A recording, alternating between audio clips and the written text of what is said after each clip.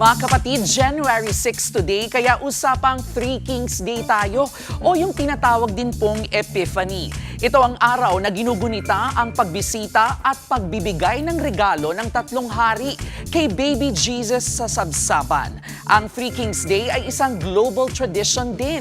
Sa bansang Espanya, ito ang araw ng pagbibigay ng regalo. Pero bago po ang gift giving, nagkakaroon din sila ng street parade o kabalgata. Highlight ng parada na yan ang paghahagis ng candy mula sa mga float.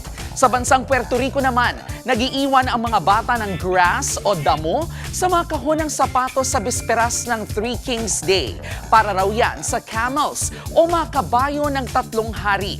Kinabukasan, ang mga grass ay mapapalitan ng mga candy.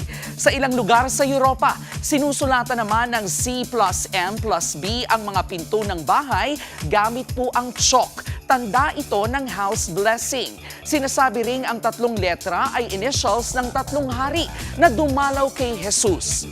Sa Orthodox countries naman, hindi po chalk blessing kundi water blessing ang ginagawa. Merong ritual dive para kunin ang isang cross sa ilalim ng ilog o dagat. Iniuugnay din ang Three Kings Day sa ilang espesyal na pagkain, gaya po ng rosca de reyes ng Mexico at iba pang Latino communities. Ring-shaped na tinapayan na may candied fruit at may figurine ni Baby Jesus sa loob. Ang makakakuha ng figurine, siya po ang taya sa susunod na gathering.